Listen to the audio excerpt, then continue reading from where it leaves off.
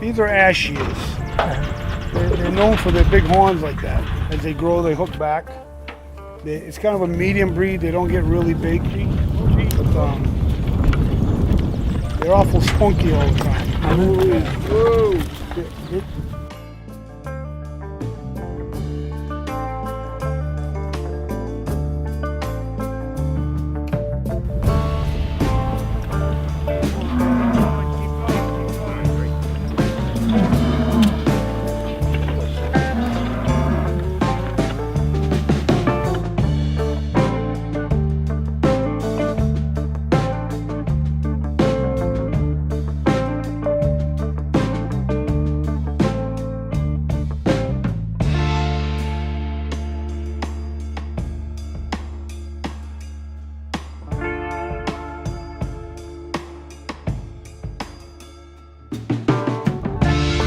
I've always loved brown Swiss. Yeah, Always.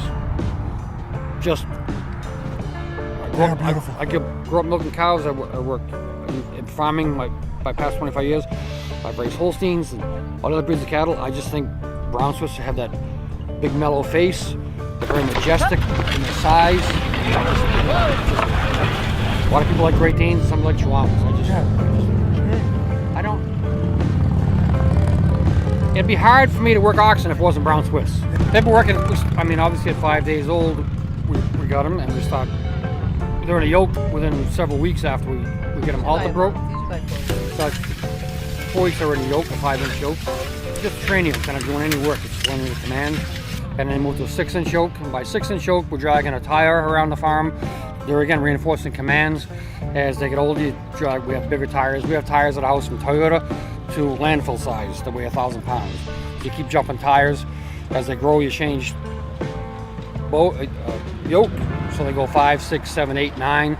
A year and a half old team at home is in a 9-inch yoke right now, so they'll eventually get as big as these guys. That's a 12-inch yoke there. He's going to explain how we do the hook here, so we don't end up with a valley. If you go out that way and push this way, turn around and come back, you're going to have a valley. Right.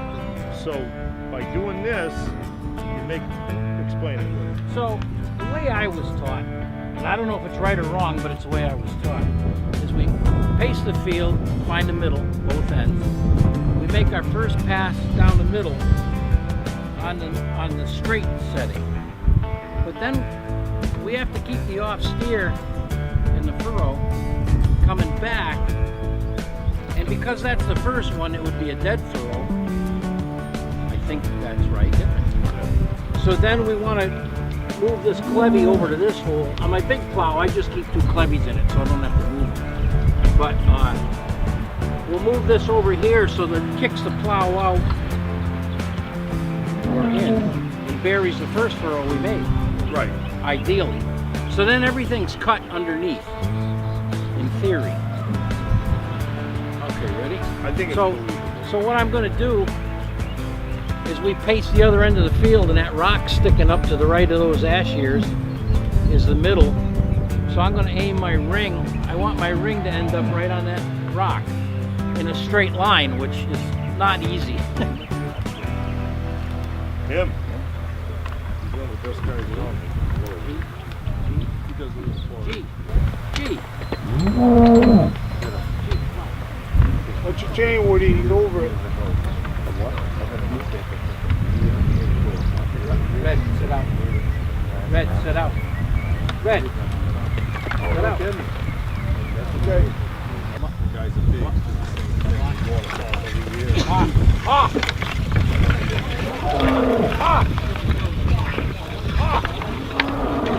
These teams here will pull half their weight all day long, where a pulling team pulls those tremendous loads a couple times, 6 feet.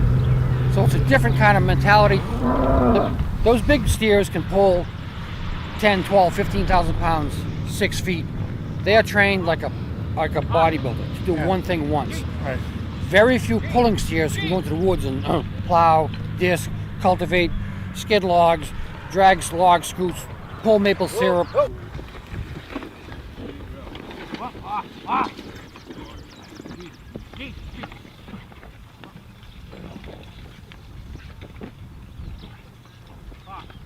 now he goes on the furrow. These are Durham Shorthorns, and the Durham came from Durham, England. And they're an old breed, and there's still quite a few dairy farms, especially in New Hampshire and Maine. And you can still find them. You got to go up north to get them. Yeah.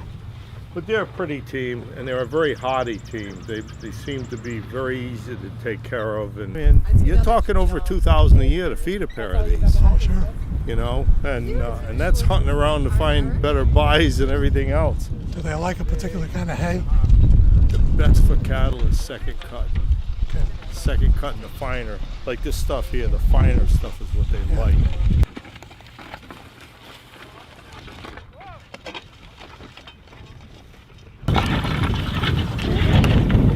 So my grandfather, he's been doing it for a little while, and it wasn't until recently that we actually started doing this whole plowing and harrowing and stuff.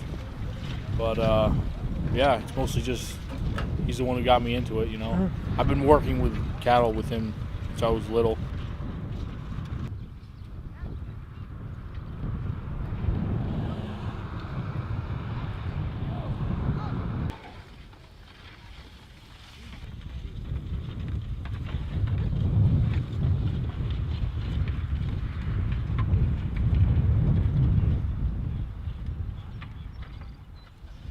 This was the team I spent the most time with, trying to get them work well for me, because they were just full of vinegar all the time. They always want to go. Now, is that their age? Is it age related? No, right now there'll be 4, right, Bill? There'll be 4 in July. And normally by 2, we usually have them 3 flat out broke.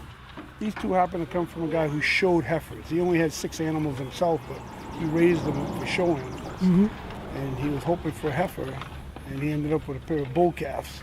So I got them when they were 6 days old. We bottle fed them, raised them up to where we are today, and it's just our pet. Everybody has a pet. And they're eating grain and hay when we get them off the milk.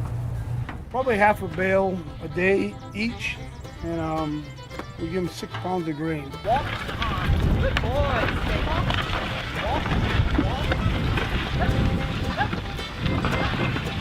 Whoa.